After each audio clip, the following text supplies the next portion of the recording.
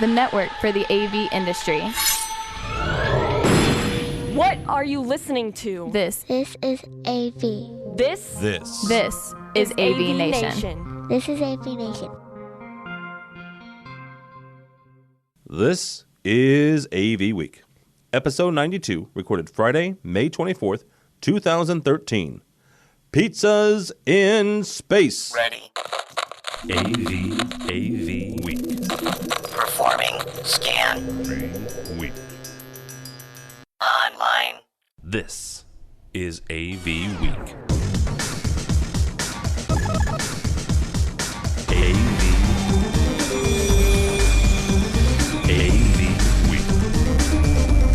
It is time for AV Week, your weekly wrap-up of audiovisual news and information. My name is Tim Albright. I almost said Tom. That's my evil twin. Welcome. Good night. It's Friday, and it's the Friday before Memorial Day, and I can already feel it. By the way, this is episode 92. That means that we are quickly inching towards episode 100. It doesn't mean anything except for that we've done 100 of these. All right. With us this week is George Tucker. He's my right and left hand, and some would even say my brain. How are you, sir? I'm doing just fine. If I'm your brain, we're all lost. No. And then we're all lost. Also with us is Harry Meade, my favorite CTSD, because he's one and I'm not. How are you, sir? Jeez, you know what? I would like to state as fact, this Infocom will be 2 years since Harry received his CTSD.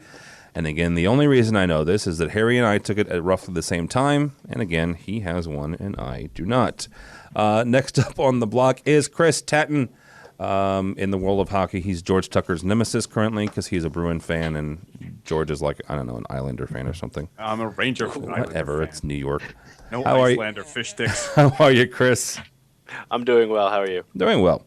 And also, last but not least, our favorite AV rap artist. His name is HiPhi. Go to HiPhi or theavprofessional.com. How are you, Mr. Cordell? I'm doing well, though I'm a little bummed. I'm not your favorite CTSD. That hurts. I don't want to tell you sorry. That hurts. Yeah. Do you have a CTSI? I don't have an I, but I'm kind of studying for it. Do you have a DMCE? I don't. Do you have an ACLC?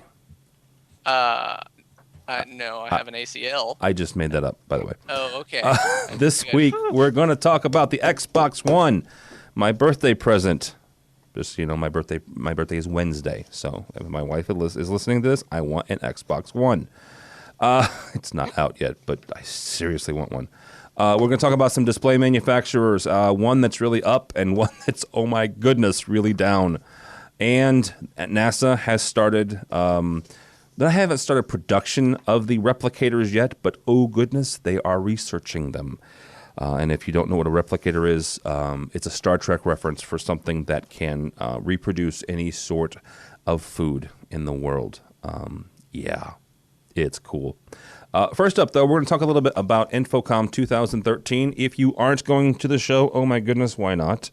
It's in Orlando this year, and it's the second full week, the 12th, 13th, and 14th of June at the Orange County Convention Center at the Infocom 2013. Roughly, they're saying about 36,000 people will be there, almost 1,000 vendors and exhibitors. Some of them are actual companies like Crestron, AMX, LG will be there. Sony will be there. I'm trying to think about all the press requests I've got. NEC, Avid, Geffen will be there. But in addition to that, you have these different industry alliances, and one of them is the AVNu Alliance. AVNu Alliance is a bunch of people who have really kind of grabbed a hold of the AVB, the audio-video bridging system, and they're making a go at it. Right? They're saying we can do audio and video over the network and this, that, and the other. Harry, we'll kick it off with you. AVNu Alliance is it's a press release, and you know they say we're going to start some AVB education programs at Infocom 2013. In addition to that, 17 member companies at a dedicated AVNu Alliance technology and product pavilion. We'll put a link to this on the website so you can see exactly where that pavilion is. The fact that they are getting together in the last couple of weeks, there have been announcements that actual video people have gotten into the AVNu Alliance. How will this new education program that AVNu is putting out, how will it help adoption of the AVB? It will help adoption because, well, now that they've got video people in it, it will help adoption. Okay, before that, it has been pretty much we can do A, B, but there hasn't been a lot of V. So if they're starting to get video people in, I mean, unfortunately, I've heard that song a little bit before.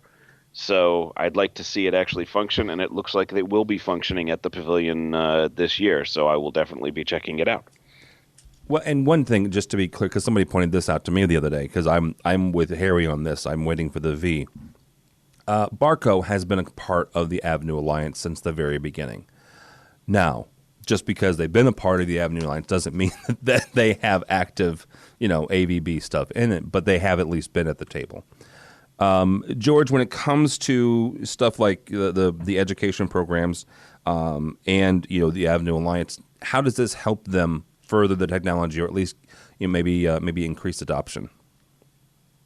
Well, it's really about getting people to understand what it's actually doing, right? For the most part, this has been something that everyone's seen as coming and possibly here and in maybe a few esoteric devices. But now we've got a real plan ahead. What's the old A-team? I love it when a plan comes together. Didn't quite go the way they wanted it to, but now we're here. So having dealt with the Audio Engineering Society for years and reading their white papers, it does take an inordinately long time for this stuff to get adopted, I must say.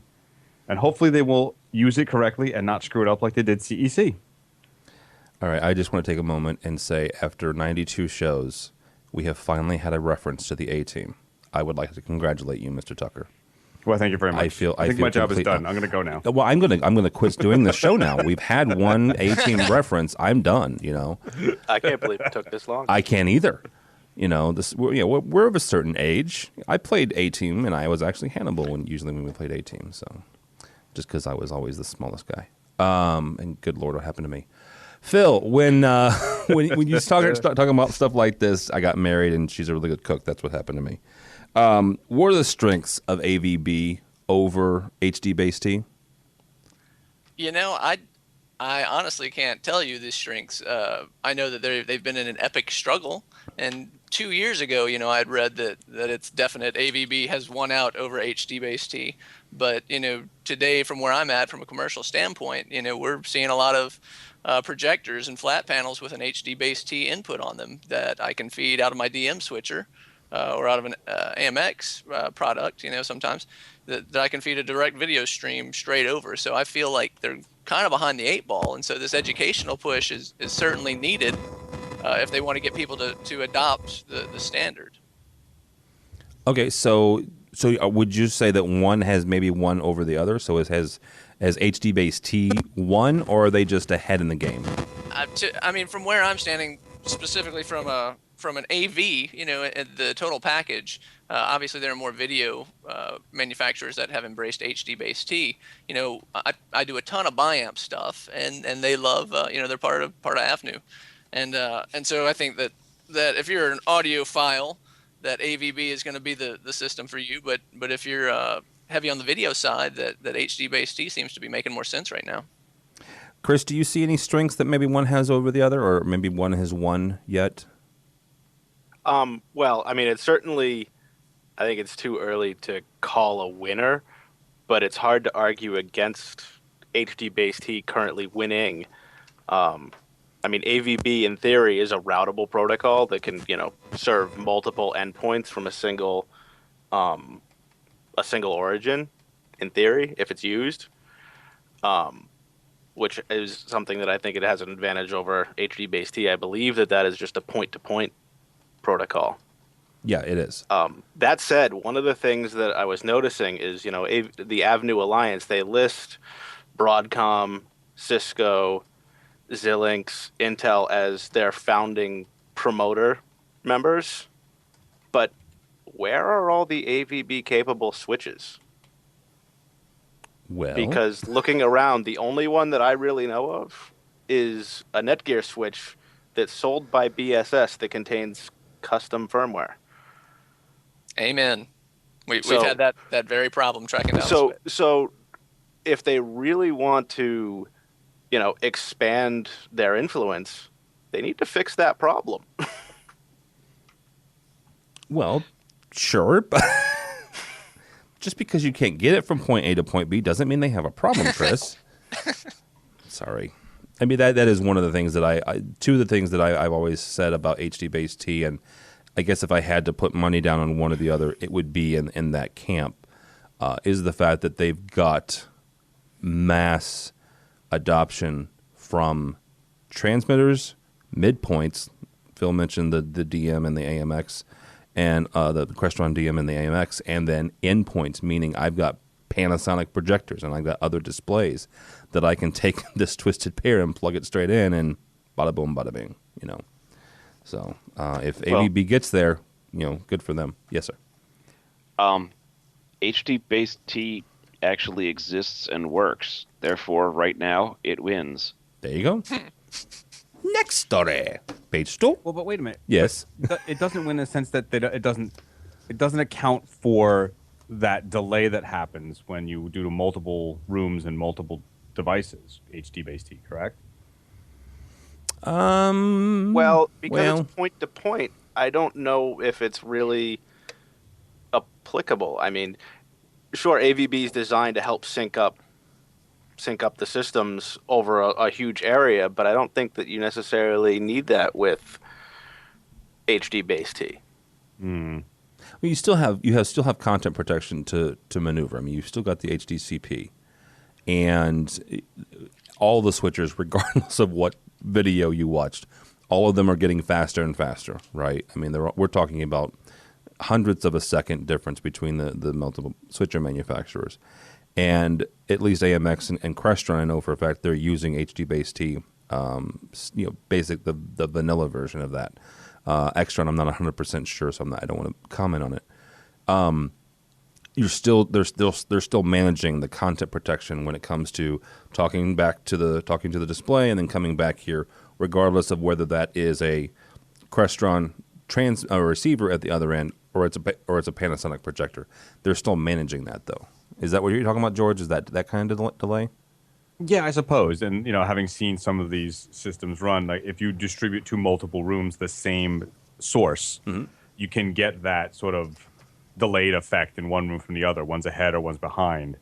And I know point-to-point is supposed to solve that, but it doesn't always account for, say, the digital processing that's going on within the monitor that you're sending it to, but the audio is feeding differently. I thought AVB was supposed to help resolve that issue so that if you distribute your signal throughout a campus or a room, it will not have that delay. Oh. That's the advantage I see, at least. And that was one thing I didn't know about AVB. So very good. Well, I was going to say, slight amending. If AVB becomes what AVB says AVB is going to be, then AVB will win. Oh, absolutely. Did we just have a Rumsfeld moment there? Say that 5 times fast, brother. If we don't know what we don't know, then we don't know that we don't know it. But we do know what we don't know. Basically, if AVB lives up to the hype, it'll win. Right now, it doesn't. Therefore, HD-based T. I keep telling my wife that same thing. If I ever live up to the hype, you'll be one happy woman. Moving on from PC World, Samsung, Intel, and a Spanish company I can't pronounce are investing in Expect Labs. I'm going to try it too, at least. Telefonica Digital. How'd I do? Anybody speak Spanish? No? Good. Okay, moving on. He's doing hype. What Expect Labs does is they're creating a speech recognition, and according to the article from PC World, quote, speech recognition is becoming a more central part of a growing number of consumer electronics products, including smartphones, tablets, and TVs. But Expect Labs want to take what is currently offered to the next level. Mr. Tucker, you have famously said on this show almost 2 years ago, you are not a gesture. The question is, sir, are you a voice? I do this, don't I? Well, yes. If this works the way they say that it's going to work, and that it can sort of understand you clearly, then this might be the next step towards what we're looking for. I mean, the Suris of the world and the Android versions of this have all had some issues with dealing with noise or dealing with accents, that kind of thing. So if they can make it happen, and this is a major investment, it'll work. You know, it's just another couch potato going, hey, I don't even have to lift my arm now. Yeah. Go, Steve. Phil, how is this gonna? How will speech maybe? And one, by the way, these guys aren't the only ones investing. Google has been an investor in Expect for a while. How will speech impact not just Pro AV but also, well, just AV in general? Yeah, I mean, I think obviously there is the possibility that we will live in a post physical interface world, right, where I don't need a touch panel anymore. Because it's creepy. It's almost creepy, right? One of the quotes was that this technology will know who we are, understand what we say, and be far more capable of interpreting our intentions and anticipating our needs. I don't know if I want my technology to have that much insight into who I am. We're getting real close to a 2001 type situation, I think, right? Well, no. Did you listen to last week's episode? It's 2028, according to... Oh, is that when it's going to happen? Well, no. We had Dr. Yoram Solomon on, who's a freaking probably one of the smartest guys I've ever met when it comes to technology. And he said last week that we have until 2028 before the computers become smarter than we are. All right. Yeah. There you go. That'll make you sleep well at night. Yeah, right. Chris. I, for one, welcome our new robot. Yes, thank you. Suck up. Nice. Where do you think this thing? I mean, control is an obvious one, but where else do you see voice kind of disrupting things? Well, I guess I don't know if it's going to disrupt anything other than control. That's really what it is, right? It's control of the AV system. I mean, I don't know what else you could do with it, honestly. At least in the realm of what they're planning to do with this company. I mean, they say that they want to, show context-sensitive information based on conversations, which is essentially control. Mm-hmm. No, that's true. But, I mean, I think it's a much better method than gesture-based. How so? It's natural. Most communication between individuals is verbal. I mean, aside from the occasional gesture at a passing taxi or MBATA bus, most communication is verbal. Yeah, that's true. That's true. Harry, a couple of weeks ago on SNL, and I very rarely mention SNL, just because they're not funny anymore. They haven't been for years. Well, I know, and now they've lost. Bill Hader, and so yeah. But they did a spoof on the Google Glass, right? And one of the things that they were spoofing about it was the fact that Seth Meyers was trying to talk to his quote-unquote technology journalists, and he couldn't because he was screwing with the vocal commands to Google Glass.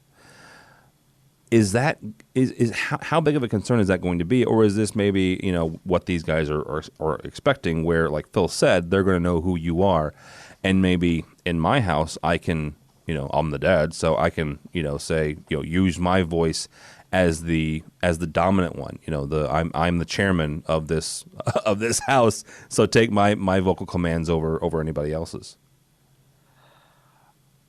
Yeah,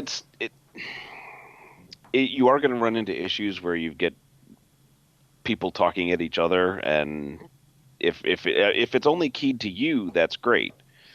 But yeah, you just mentioned in a house where you've got, say, 4 different people that are controlling the TV, and you are going to have to set a chairman mode and that sort of thing. Yeah. And I'm just a little disturbed about anticipating our needs. Don't think about it. Just roll with it. Let it happen. Enjoy it. Welcome back to the living room, Mr. Meade. You do want to go to McDonald's. You do want a Big Mac. Oh, I had no idea. Holy cow. I just thought of a horrible, insidious part of this, and that's advertising. Yeah, absolutely, man. And who's going to pay the most? All of a sudden, I should get that at Target over Kmart, shouldn't I? Yes, you should. Yes, you should. And they're going to be that third member of my marriage trapped in the middle where we're fighting over HGTV versus A&E or something. It's gonna be messy, I'm afraid. And eventually, the TV is going to say, "Please stop fighting. I just can't take it anymore." Till we put it in the middle of the floor and make it crawl to who it loves most. Oh, jeez. Wow. This ended up. The only problem with that is that you have to be prepared to lose. And you know what? Change your channel to who you love the most. We're all guys, and let's be honest, we all lose. So every time. Every time. Another story, real quick, about Samsung and the fact that they're giving away, I don't know, a little bit over $800,000. It's a contest that they run, and then a couple of the ones. It's for developers. One is a Samsung Smart App Challenge. You can win $55,000. We'll put a link if you're a really good app developer. The other thing is this something called Cord, and I'd never heard of it until this article. It's in the Register. $800,000 that will be split between 10 developers who find quote-unquote killer applications for Samsung's Cord peer-to-peer software interface. Long story short, these guys are looking to share information between Android-based gadgets, household appliance, and other hardware.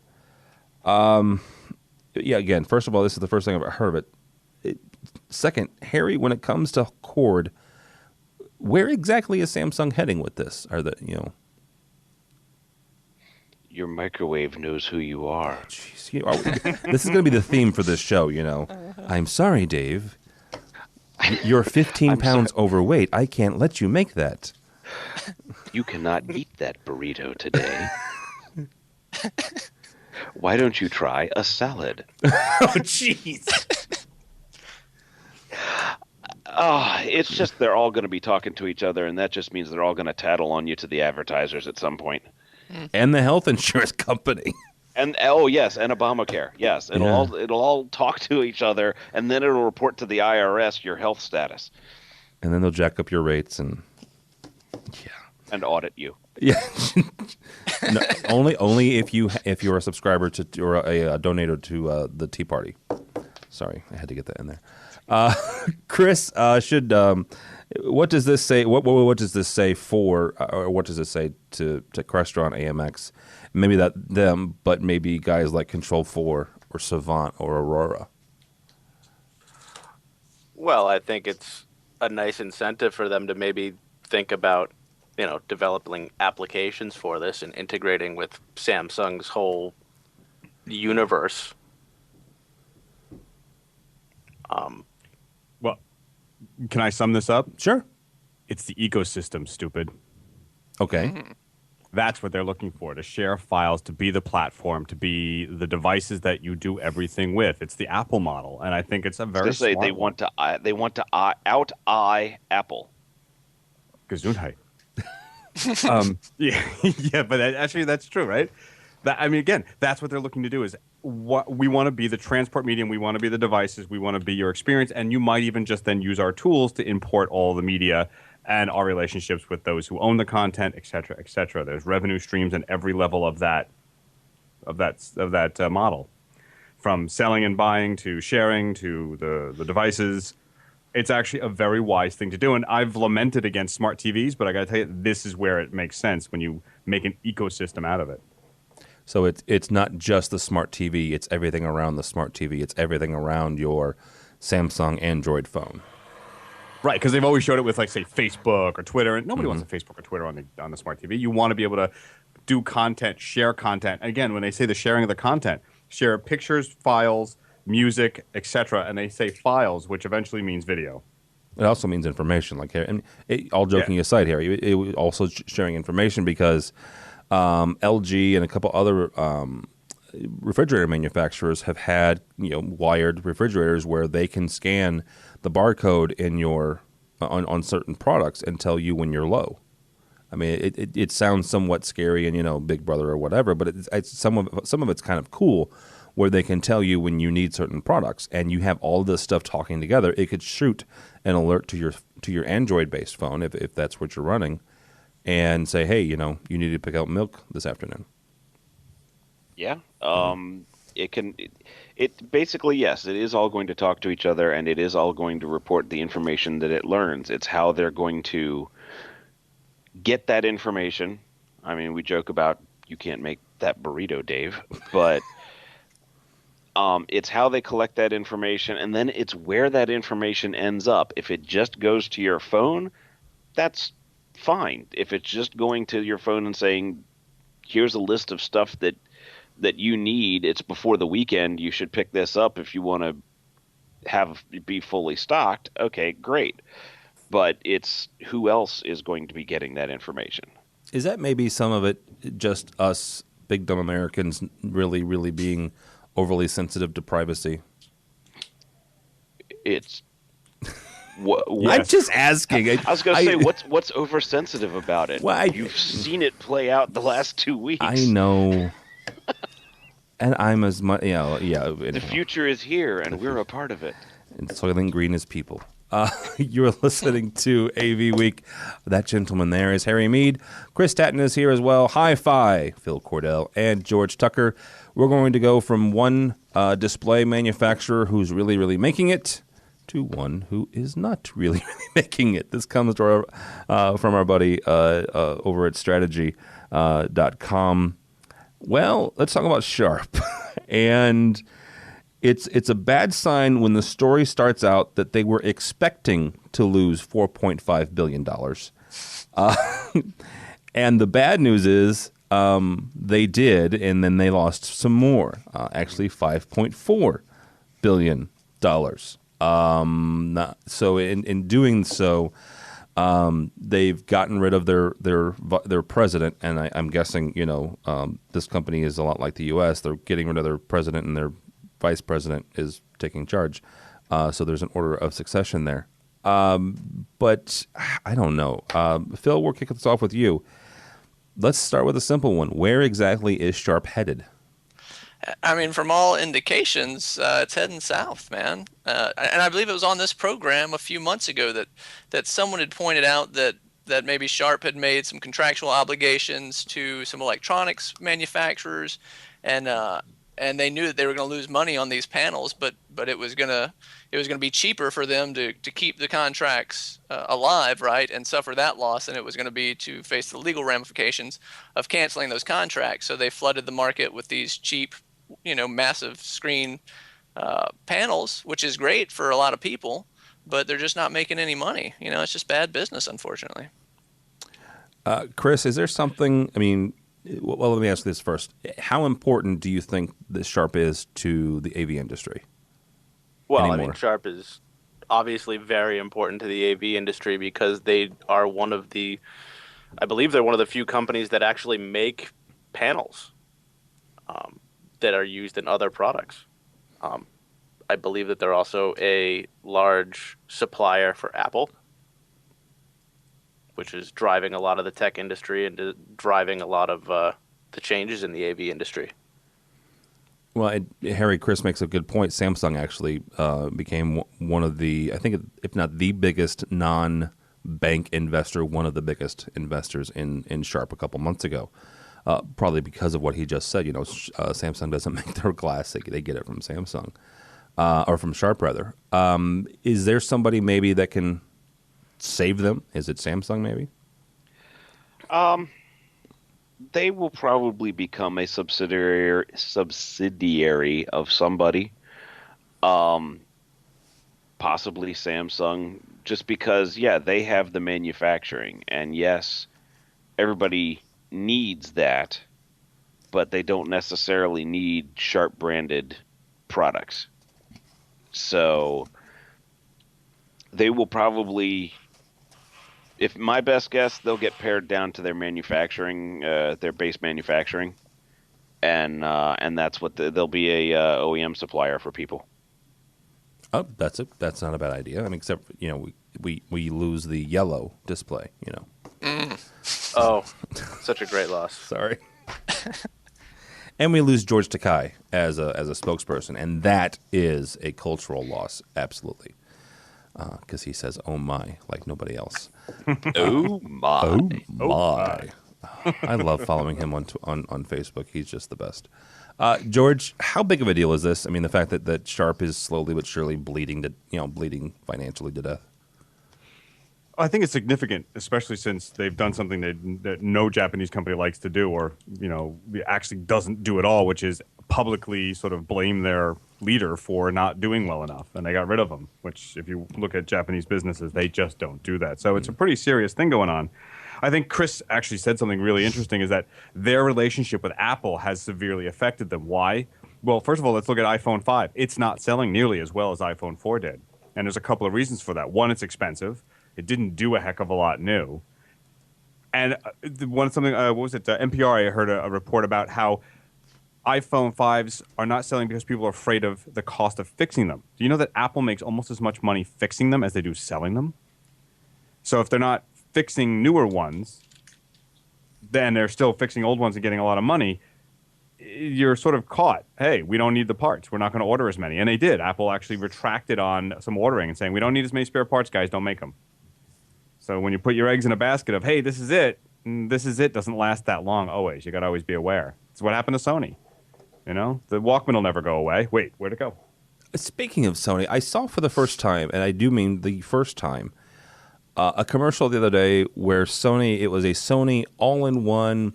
You come to us for your entertainment and for your electronics, and we are your one-stop shop for everything. And my immediate reaction was, good God, guys, that you should have ran this commercial 10 years ago, 12 years ago. Because it was again, if this had happened the same time as the iPod being released, they still could have kicked some serious tail. But it was, we provide you the movies and the music, and it had clips from some really popular music and some really popular movies. But it just seemed very sad and very late. And I'm afraid maybe that Sharp's going in that direction. This is from Digital Projection's website. Lamp Freedom. Free yourself from projection lamp costs with DP's Lamp Freedom program. Dun dun dun. George Michael, enter here. George Michael. Freedom. Thank you. Appreciate that. Here's the skinny on this, kids. If you buy some specific digital projection, the Highlight series or the Titan series from DP between now, May 1st, because I apologize, I didn't get this until last week, and June 30th, 2013, you will get a replacement lamp between years 2 and 3. So according to them, it'll save you about $10,000 in replacement cost. Now, that is the skinny on it, right? You buy one not between now and the end of next month, now and the end of June, and you'll get a free lamp between years 2 and 3. Yeah, Harry, a couple things. First of all, from a marketing standpoint, saying that you get free lamps is huge in the world of projection, right? Yeah, Epson's been living on that for a while. Yeah, and that's what I'm like. Okay, this is great, yay! And it's a really cool little graphic. Almost looks like a sonic screwdriver. But I don't know. What do you think about this promotion here? Well, first of all, where are they pulling the $10K from? I guess the cost their lamps are really expensive. I don't know. I was gonna say, does the one lamp that you're getting between years 2 and 3 cost $10,000? It says depending on the DP projector model purchased, this program can represent more than $10,000 in lamp savings during the 3-year warranty period. Well, I mean, if you read the fine print down at the bottom, you actually get 2 sets of lamps, one for the second year and one for the third year. Okay. So they're $5,000 a piece. And you get a set of lamps. So either 2 lamps for a dual lamp or 4 lamps for a quad lamp projector. So you could potentially get up to 8 lamps. How that equates to $10,000? I was gonna say that's still fairly expensive. Let's not also forget that the projectors that they're advertising this for are not cheap projectors to begin with. No, Titans I know are not cheap projectors. Big, heavy, expensive. Bright and feature rich. Yes. Yes, bright. I mean, not to defend them, but yes, they're I was gonna monster say machines. they are. nice They work absolutely, really well. They don't go in. And your you will standard- notice that it says also that staging customers or staging projectors purchased are not a part of this. It gets us out. Well, the other thing about those this, things. not for nothing. Again, to remind folks, I work for a college. Most colleges that I know, my fiscal starts July 1, not June 1. So it cuts out most education people I know. I'll just go LED and be done with it. That was my first inclination, is somebody's afraid of LEDs. But the Titan really isn't a comparable solution to the LEDs that I've seen. However, some of the lower end highlights are at 2,000 lumens or 3,500 lumens. Those kind of do compete with some of the LED projectors that we've already started speccing in. Yeah, they do. So. I think that was actually my initial reaction, Phil, was the fact that somebody's afraid of the whole lampless, right, the whole lampless projection, because guys like digital projection and Barco and Christie and the bigger venue projectors. You're not going to get 30,000. But it's funny because they have one. Shh. You're using logic again, Harry. Okay. Marketers don't be like it quiet when you again. use logic. I'll be quiet again. I've talked with an awful lot of marketers the last couple of days, so I shouldn't say that. They're very nice people. We like you. What'd you say? In their own special way. In their own special way. Miss A.V. Donna's a marketing person, so. I rest my case. Oh, I can't anyhow, before one of us gets in trouble. From our buddies over at Technology Tell. On Controls Wizard makes programming easier. On Controls is a new automation company. It's ran on an iPad Mini or a regular iPad, and it's sort of it's home automation. George, first of all, you started the DIY show, so this is why I'm going to hit you with this one, or at least our version of our DIY show. How viable is, because this to me is a DIY control, right? This is do-it-yourself home automation. How viable is that market when it comes to stuff like this? Well, first of all, this actual device, I don't believe it's actually DIY. I believe they talk a lot about dealers, and a lot of the programming is through dealers. Okay. I think there's an intimation in the article that it may be coming to you for this. But DIY control is not what it was back in the X10 days, and we all know how much I love X10. He was a stockholder.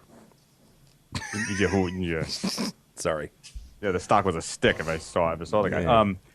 But the new merging, the prosumer stuff that's happening, the tablets and all the other stuff that's come out with advances in Wi-Fi have made that gap between what is professional and what is available to the home installer, meaning the DIY person, is very narrow. Yes, there are some real features and some real differences that when you're wanting to really do this in a professional way, the gap seems much wider. But this system is actually more about a mesh network. It's like little bots that talk to each other, and you can add them at any time you want. You can remove them as you want, which for a mid-level small integrator is a great thing, because they say, all right, here's the initial one. You don't want to do that. Let's cut it down by this much. We can do these 3 rooms. Let's talk next year. Hey, we can do 2 more rooms. For some, that doesn't really work, but for a small company that can deal intimately with their clients on a regular basis, this could be a nice little recurring revenue system. Phil and Chris, you guys are both pro AV. You don't do any residential, do you? No. No, sir. All right. Well, then this is kind of a general question to you and you guys and Harry. Phil, I guess we'll kick it off with you on this one. Is this something? I don't expect this to be in boardrooms. I really don't, and it may end up being. I actually saw a Command Fusion at a restaurant the other day here in town, and it was flat out impressive. A place where I would normally associate AMX or Crestron or something. So from your reading on this, what would be different from this than maybe a high-end Harmony or maybe a higher-end Control 4? I'm not super familiar with a lot of Control 4's products. I'm not even sure if they work the same way that this one does, whereas you can add devices like one at a time. Essentially, from my understanding, reading that article, you've got your little 232 or IR hub, and it's all networked, and so you can add your TV this week, and if you get a new Blu-ray player or something, you can add that next month. And that's as was mentioned before, that would be great, I think, from a residential standpoint, to keep that relationship open with the customer, constantly upgrading, bringing new stuff online. So yeah, I think that's pretty cool. Now, what we typically do are full-blown custom, larger rooms where everything's brought online at the same time, and you're going to have that system more or less for a few years conceivably. So it's it's a little different from that perspective. I will tell you, man. I do Pro AV, and I work with a gentleman who had a Crestron system in his house and actually ended up swapping it out for Control 4 because it did a lot more of what he was looking for from a residential standpoint. So who knows? Yeah, it was crazy. Blew my mind. Well, one of Control 4's advantages is that they put out a end client interface that they can do certain things like change the background, like change certain button, like change their presets very easily, which although the other companies were saying, well, the programmer or the installer does that, they just write a little bit of code and it's a little matrix with variables and a blah, blah, blah, blah, select case and you add it, right? Mm-hmm. But that was like a couple $100 each time. What they did is say, hey, we want to sell the hardware in the initial in. They'll be more comfortable changing stuff. They'll ask for something new. Hey, I want to add a screen. Hey, I want to add this room. And I think that's sort of the same model here, is that they're giving the client some control, both in how and when it's put down and what they can change. Well, and Chris, let's talk about Crestron specifically, because that's the only one I know a little bit better than AMX, and it's just because I've gone through training with them. You can program it to do that. Especially with the new Core 3 and all this other jazz, you can give end users the ability to do that. Absolutely. You have to program it in. But there's a difference between the programming it in and providing the client with the software automatically, right? They have their own interface. Control 4, from what I understand, I'm not familiar with Control 4's product a lot either, but from what I'm taking, what you're saying to mean is that, yes, Control 4 is providing that as a back-end type function. Yeah. One thing that I have to assume is that type of control comes at the cost of a little bit of flexibility. Now, whether or not that flexibility loss is negligible or not, I don't know. It's entirely possible that it could be. No. Yeah, and giving them the option to change that and cut out the recurring costs, that's like giving somebody free bulbs for 3 years on a projector. Kind of nice. On a projector that costs $50,000. All right. This story comes, well, quite frankly, from everybody. The one we're using is from The Verge, but everybody and their brother wrote about this.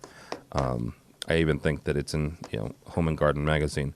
Microsoft brings live TV to Xbox One with voice navigation. Dun, dun, dun. First question, who wants one? Me. It looked pretty cool. I'll take it. Okay. I'm a PC guy. Harry? I only have a Wii because we won it. Okay. Never mind then. And I was going to ask you first. I'm not a big gamer. Well, it's that, and that's the thing, though. That's the. I was gonna say they're trying to make it the center of your entertainment universe. I'd say they did a darn good job. Everybody's trying to make everything the center of the entertainment universe. They're combining everything into everything, and they want you all to be within their ecosystem. Except you've got 7 different ecosystems in your house, and I just get off my lawn. Jeez. Angry old man. Oh, get off my lawn. George, really, you want one? Because you're my wee buddy on this one. The fact what about it makes you want one? Well, I feel like I could read the copy. Microsoft, learning from their media center debacle, has now introduced something from their lessons learned. Yes, we've heard you. Look, this is what the end client wants, especially the mid-market client, right? all in one. I understand how to use it. It's a simple interface. It's the same interface. I'm not dealing with two different screens. I'm not dealing with it looking different everywhere. And it will provide me with streaming, loading my content, playing my game, making toast maybe. Who knows? Eventually. Again, like we said what Harry said, the ecosystem is what it's all about. Yes, they're going to work with other stuff because they're all starting to talk about working with AirPlay. They all have some kind of Bluetooth or UNP or something that works with other systems because they know you won't just buy their ecosystem, but they're going to try as hard as they can to make you buy as much of it as they can. I like it because I'm not really a big gamer, but my kids are. But we can do both, and I can using it in a distributed mode. It might just be a really good solution. I have the Wii. We use it for some games, but I use it for the Netflix. Mm-hmm. I've never owned a game system except for like a Sega Game Gear, which was the portable guy. My parents got me a computer when I was a kid. Everybody else had Nintendos, and I was playing Math Crunchers and Oregon Trail, which was pretty awesome. That explains so much. Oregon Trail is awesome. It is awesome. It is, right? Yeah. By the way, there's an iPad. There's an iPad Oregon Trail. I'm just saying. Yeah, and I mean, I haven't run into too many games in modern gameplay where you can die of dysentery, so that's why Oregon Trail's awesome. But this Xbox One's pretty cool, man. The specs, again, I don't have a Wii, I don't have anything, and I never really feel compelled to get one. But because they're rolling so many things into this one box, the specs on that Kinect camera were pretty awesome. 1080p, 60 frames per second. It said it could read your heartbeat. Yep. I mean that's how much detail these things are pulling down now. I mean, I think it's got some pretty awesome features. And Skype, they're rolling your conferencing into there if you want. And Smart Glass has got a touch interface, right? So you can use your smartphone and Windows 8 integration. And the voice navigation. I don't know if that's the same article or not, but that we're talking about. Yeah, but I mean, you take an HDMI in and out of the box, and it throws up, a whole navigation system for you that you can control with your voice. So, it's got some pretty cool selling points, I think. Phil actually raised a really good point. A couple weeks ago, Gary Kay at Rave Pubs wrote a piece on the Biscotti and asking whether or not it would be disruptive to video conferencing. I think this is more disruptive than the Biscotti is because it's everything, right? It's the whole kit and caboodle. Chris, one quick question about just some of the features. One of them I see, and some of you may call me crazy, I see this going into certain boardrooms, and this is the reason why. You have the ability, Phil mentioned the pass-through. You can plug in a cable box, let's say, and you pass that through. Well, then one of the pictures that The Verge uses is the basketball game and then the stats on the right-hand side. This is a video processor, right? This is a multi-window video processor. It looks that way. Yeah. The question is how well can you integrate it into a corporate environment, and how well can you control it with all of the other stuff that goes into a corporate environment? 2 words, IR. Bam. But it's more than just the transport mechanism. It's the, how do you control it with a video codec? Do you need to then pick up a separate, how are you going to use that on a touch panel? Are you just going to have up, down, left, right control? How do you integrate it into one seamless working system? And that's really what's going to make or break it in a corporate environment. Yeah. One thing that I saw that was really cool, though, was I saw a demo on the new Kinect.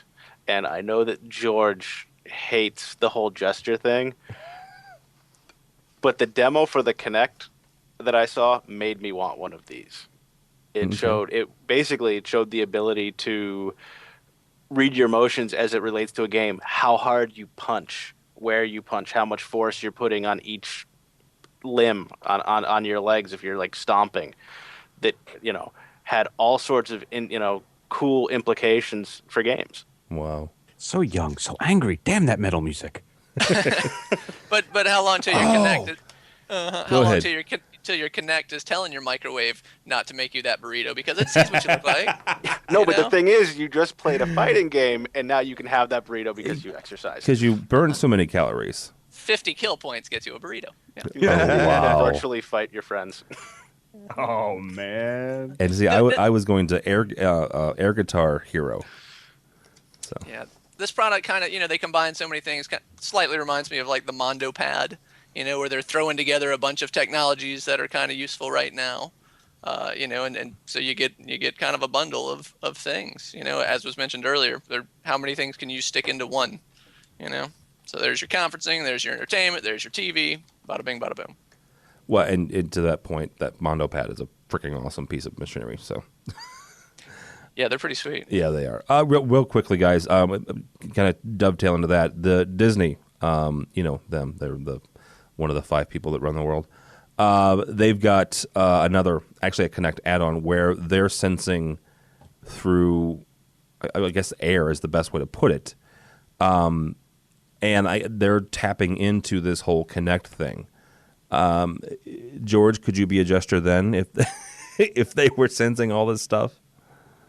Well, it's tactile feedback, isn't it? Yeah. That's what they're providing with these little vortex jets of air they'll hit. And if you watch, there's a video, and when you put the link up, there's a video showing it in part of a larger, was it Serigraph papers announcement they were showing? And it actually can hit your fingertips and your palm and your chest.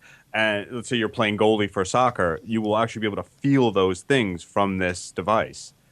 That's pretty cool. Yeah. And that might actually be a little bit better because you have that tactile response. If I'm pushing buttons, it might just puff some air at me as I'm trying to hit the button.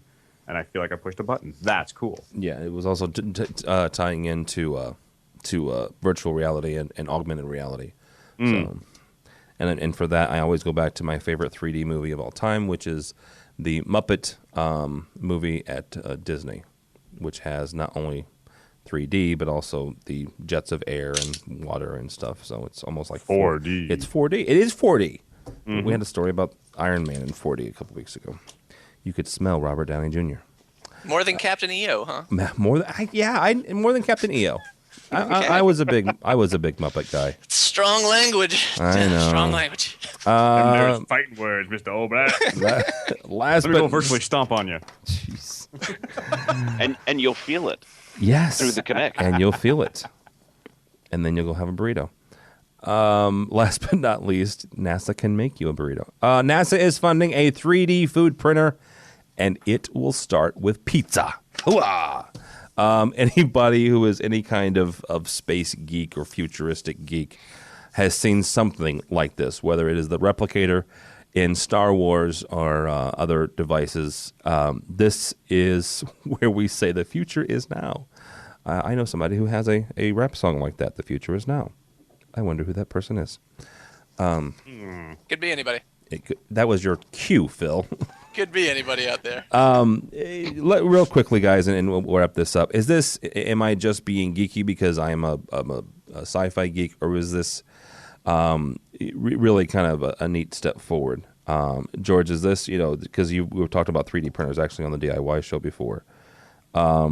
This is really is a neat little step forward for us. If they can make it happen successfully, yes. I mean, well, think about it. You go on a long trip, when you do, like, say, an RV, or you do one of those longer run things, you don't need to bring all this food. You can actually just print it, which means there'll probably be far less space you have to worry about and more living space than the accommodations that you're bringing with you. I really think it's kind of nifty, just like they're doing the stuff with printing that windpipe for the baby and the ear for somebody. I forget who it was. They print out of biological material. This is not just plastic going in, but they were making them out of biological materials. Well, hopefully they don't cross the two and you eat a windpipe, but if it works, it's going to be cool. Yeah. Harry, what kind of food would you like to print, sir? I'm not sure, because all I can think of is the pizza going to take as long as it does to, like, print a piece of plastic thing? Or, like, do you have to come back in 2 hours and you'll get your pizza? Or 30 minutes or less, Harry. It's the Domino's printed pizza. It's the Domino's printed pizza. I would like to say something about that. I grew up in a little town called Peoria, Illinois, and they have 2 pizza joints up there. One is called Godfather's and one is called Monocle's. And I would love just to get their recipe and be able to print those whenever I wanted. So, anyhow. Chris, is this kind of cool, kind of space agey, or just, eh? Well, I would argue that pizza is really just barely 3D, but... it depends on the pizza, brother. Depends on the pizza. You go to Chicago, that's 3D pizza. Very true. The question is, with anything food, is it's all about taste. And quite frankly, the topping being, quote, a nondescript protein layer kind of frightens me. That's delicious. You guys don't request that when you go out? That's all pepperoni is anyway. Just nondescript protein layer. Yeah. Really? Because I thought nondescript protein layer meant tofu. No, it's pepperoni. Pepperoni is like Italian sausage. You don't really know what goes into it, and you don't want to watch it being made. No. Just say I saw on somewhere else that it was like some sort of like fish byproduct or something. Really? Yes. Protein layer? No, yes, the protein. I thought you meant the pepperoni. I'm like, oh. No, the protein layer. What was it in Battlestar Galactica? The reboot of it. They ate algae, some kind of algae byproduct. So I don't know. That's all That's what we're gonna end up eating anyway. They form it into a T-bone and it tastes like a steak, and you're satisfied. And you wouldn't care. Yeah, it's pretty neat. I mean, it could be a sign of cool things to come, and I thought it was cool that NASA's thinking about it so that our astronauts can have pizza out in space. You know, the cartridges have a lifespan of 30 years, so I mean, you can cook that pizza up 28 years from when you set out from Earth. So you could deliver a pizza to Pluto. Mm-hmm. Well, they deliver to planets only, so. Oh, there you go. Pluto, per se. Just for the record, Pluto is still Too a planet. soon for Pluto? Pluto is still a planet. I don't care. My kid's taking my daughter's planetoid. It's a planet. I repeat. Get off my lawn. Which is Harry's way of saying it's a planet and it's time for my nap. All right, this has been AV Week. Thank you so much. That gentleman there is Harry Meade. My favorite person I lost a CTSD test to. How can people get a hold of you, Mr. Meade? Twitter is Mr. AV Dawn because she had the name first, and I just glommed onto it. That is awesome. We'll say something here about Twitter in a second. Mr. Chris Tatton has also been here. Thank you, sir. How can people get a hold of you? I can be reached on Twitter at Chris_Tatton or also LinkedIn. Mr. Cordell, Mr. HiPhi, Mr. The AV Professional. Thank you, sir. Yes, sir. Thank you, man. Check out my website, theavprofessional.com, or find me on Twitter at _AV_pro. Very cool. Last but not least, Mr. George Tucker. Thank you, brother. No problem. Glad to be here. Where can people find you? Oh, they know already. Tell them. If you're on social, Tucker2s, no underscore or hyphens. If it's on social, that's where I am. That's where he is. I'm also writing for a number of magazines. The newest one is Corporate Tech Decisions. Go ahead, Reed. Get me some counts, please. Fancy schmancy. He's a writer now. Schmancy. He's leaving me.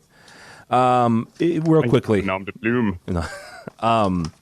Real quickly about Twitter. We are slowly but surely working something out for a tweet up. I have no more information as of this second. So I won't say anything more as of this second. But just stay tuned to the Twitterverse. We're going to try to work something out for all y'all Twitter people. So for us, huh? At Infocom. At Infocom, yes, sorry. I didn't say that today. If you're coming to Infocom, come by and see us. We're going to be right across the hall from the entrance to Hall E. So come by and hang out. We will be recording AVWeek live at Infocom at 2 p.m. Eastern time. So if you want to be on, go ahead and come by. I'll get up. As opposed to now when we're pre-recorded. Yes, as opposed to, well, we're going to record that anyhow. Yes, we're recording it then. So, we'll probably stream that one too. That would be kind of cool to do that there. Good idea, Harry. I try. Yeah. Come by there. But if you want to follow us online and stuff like that, we're on Twitter, AVNation, and also AVWeek podcast. Google+, Facebook, and others. But start the day and start your search at avnation.tv. avnation.tv. Thanks so much for listening. That's all the time we have for AV Week.